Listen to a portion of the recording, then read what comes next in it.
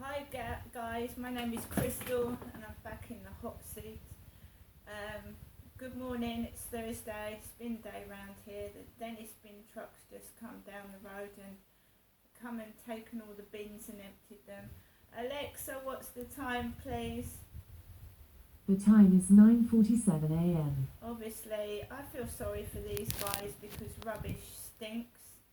You know, rotten vegetables, dirty nappies, and that all goes up your nose. Horrible smells, don't it? I do feel sorry for them. Not a nice job, but I think it pays well, so there you go. Right guys, I'm in my flat. Obviously I've stopped the stupid dating messages. I thought it was girls mucking about, and it's being confirmed to me that it's females mucking about being stupid, and they're going to get themselves into trouble because no one controls me. I'm my own person and I don't do bad things. I don't steal.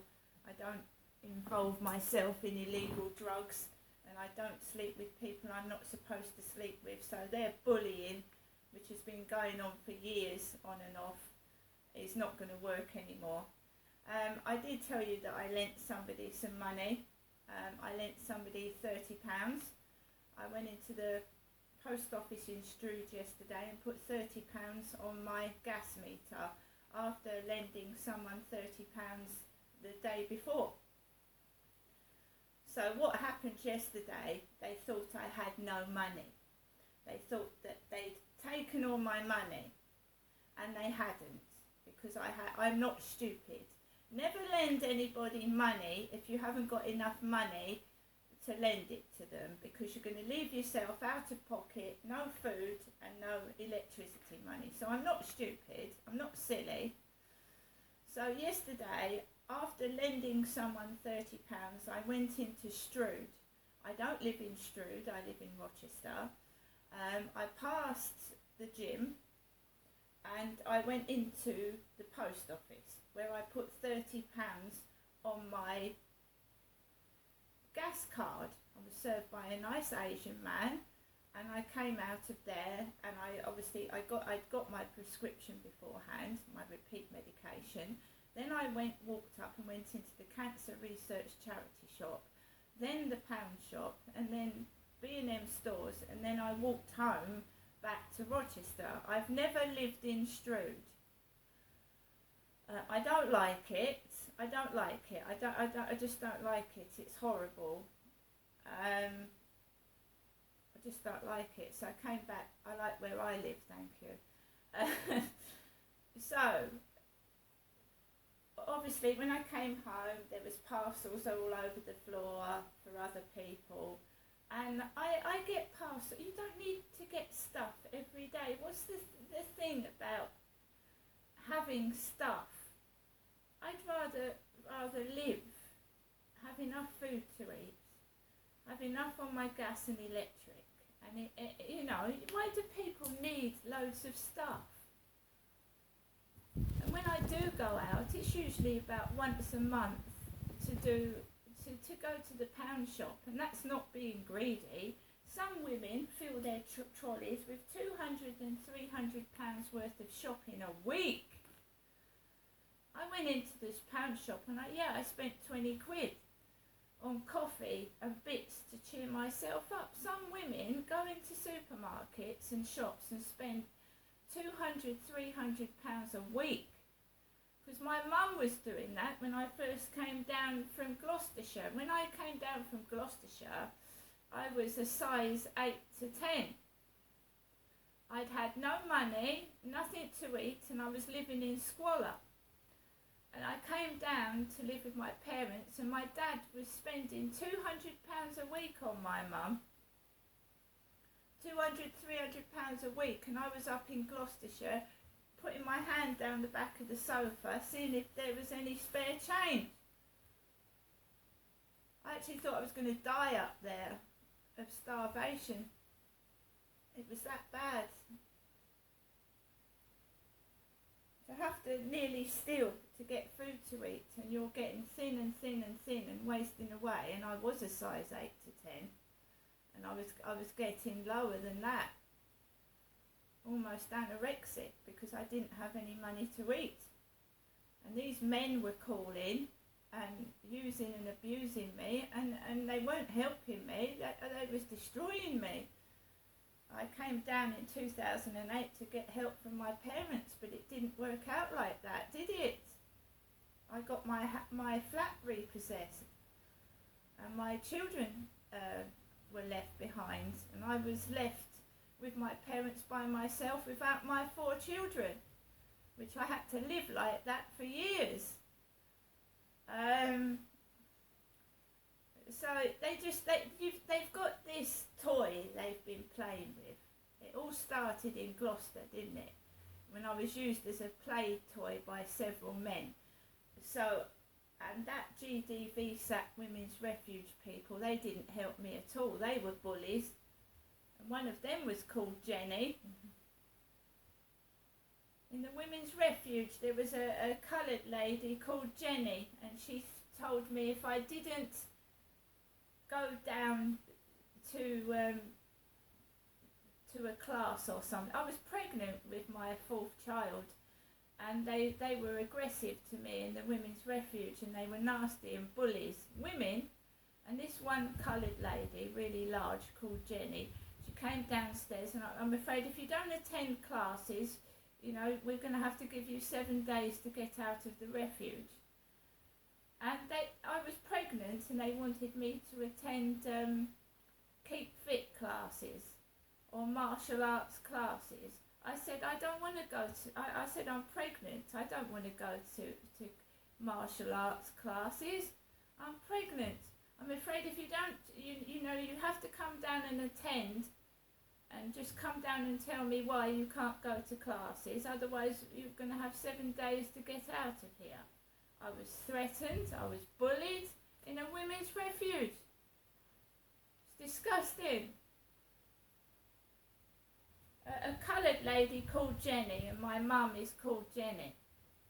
So it's been going on a long time, this really vicious, disgusting bullying, because my mum's mental health worker called Ben said that Jennifer, my mother, should go into a women's refuge from Derek, her husband, and they put me in a women's refuge, me, Genestra, Jennifer's daughter. They put me in a refuge and abused me in there.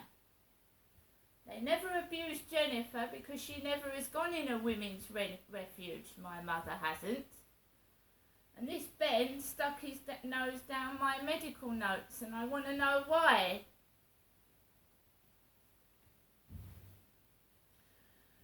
So, yeah, so someone's borrowed £30 off me, and they're going to give me it back at some point, I do hope. But I didn't give it to them and leave myself destitute, okay? So anybody thinking I'm going around the flat with no food to eat, no money, you know, crying, that's bullshit.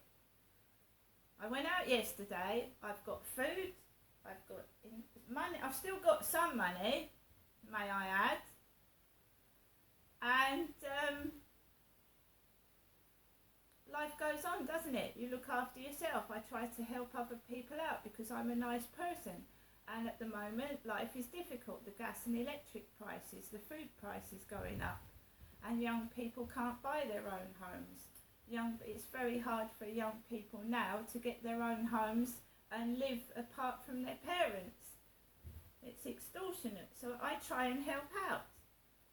But if somebody is taking the mick and running around with money and not using it to buy themselves food and electric, and they're using it for other things and taking the piss out of me, no good will come of it. I'm telling you, no good will come of it.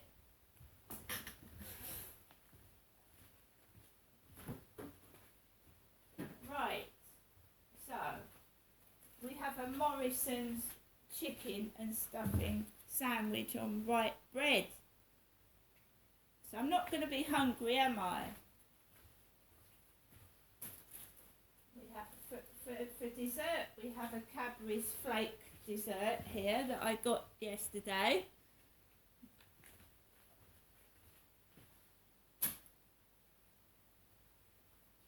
and I had a Tesco's delivery not long ago, and you know, I've got food. There's eggs.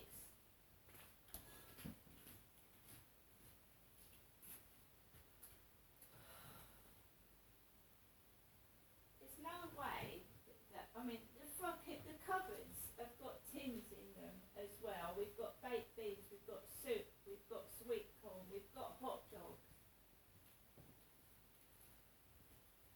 I'm sick and tired, and it is women, and it's younger women bullying me. I'm tired of it. Not every young woman is nasty. I'm not saying that. I'm just saying the experiences I've had, especially at places where I've stayed with my son, it's been women being bitchy and nasty and horrible and making my life a misery. And why? Why? So I've stayed at places and I've had women shout gay, gay at the window when I've been sat behind the window, gay, gay. You know, there's been cigarette butts thrown, they've thrown glass bottles, they've drunk beer and acted like pigs and thrown bottles, they've sworn, they've belched, they've muttered dog under their breath. What the fuck do you think you're doing to me? Because it's not going to work. Enough is enough. I'm not anybody's slave. I'm not anybody's dog. I'm not anybody's property. No one's coming into my flat and fucking using it either. Because if I find anyone in my flat when I'm out and they get caught, they're going to go to jail. And when I give a spare key to somebody, I don't expect them to give it to somebody else. And they come into my flat and stick their bitchy nose into my flat and start laughing. Because I can't do that. And I wouldn't do it. Go into someone else's flat without permission, go through their drawers, look at their underwear, look at their clothes and laugh. Because that's childish and stupid. And wrong. So anybody invading my privacy, listening into my phone conversations, hacking into my phone, coming into my flat and nosing, it's illegal. And we all know that the whole of Medway is corrupt. We do know that. But I'm telling you now, I will defend myself, and this is my home. This is my castle. This is my little castle, and everything in it is mine. And anyone touches it, I'll lop your fucking fingers off.